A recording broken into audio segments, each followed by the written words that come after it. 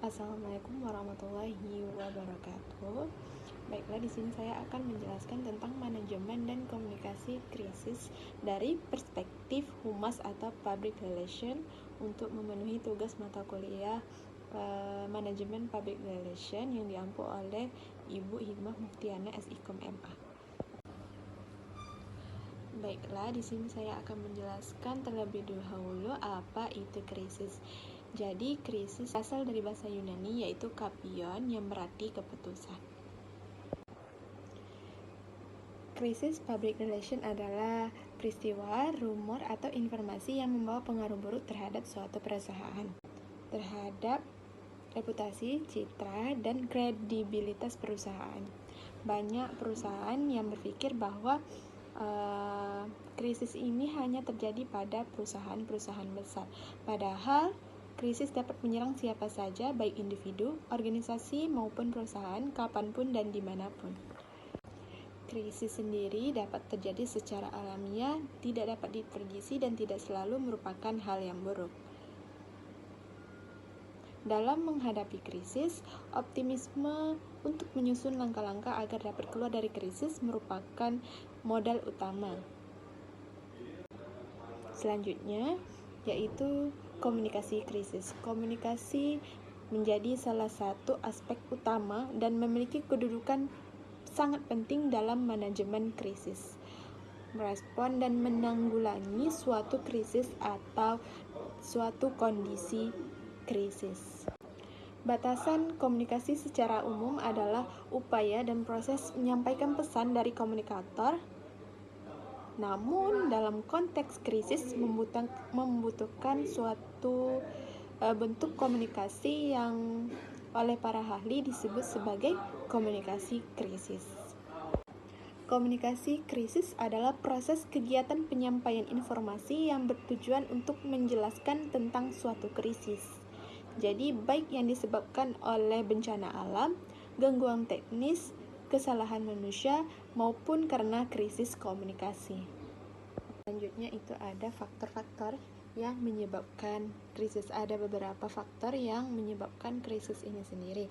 Yang pertama, krisis yang disebabkan oleh gangguan dan kegagalan teknologi. Baiklah, selanjutnya ada faktor-faktor yang menyebabkan terjadinya krisis itu sendiri. Yang pertama ada krisis yang disebabkan oleh gangguan dan kegagalan teknologi.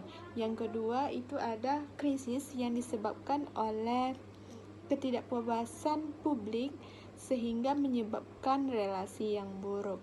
Yang ketiga, krisis yang disebabkan oleh mentalitas praktis dan ekstremis, di mana terdapat individu dan kelompok yang cenderung anarkis dalam persaingan kepentingan, sehingga melakukan cara-cara seperti sabotase dan teror.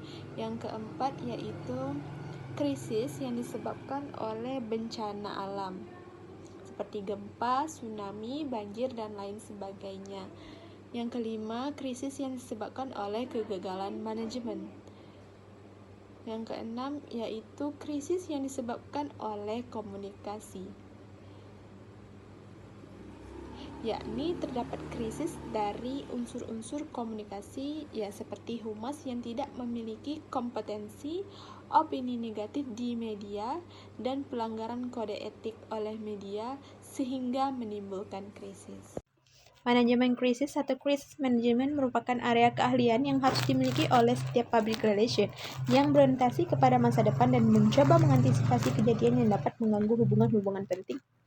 Jadi, seorang public relation memiliki peran dan fungsi penting dalam merencanakan program persiapan krisis, manajemen krisis itu sendiri pada waktu terjadi krisis, dan strategi setelah krisis selesai ditanggulanginya. Ada tahapan-tahapan dalam krisis. Yang pertama, tahap pre-krisis atau tahap sebelum terjadinya krisis.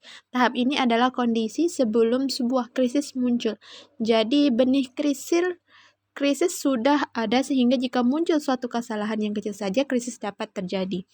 Kita masuk ke tahap kedua, yaitu tahap warning atau peringatan. Tahap ini dianggap sebagai salah satu tahap yang paling penting dalam daur ulang hidup krisis. Di dalamnya, suatu masalah untuk pertama kalinya dikenali, dapat dipecahkan, diakhiri selamanya, atau dibiarkan berkembang menuju kepada kerusakan yang menyeluruh. Selanjutnya, tahap akut. Pada tahap ini, krisis mulai terbentuk. Media dan publik mulai mengetahui adanya masalah.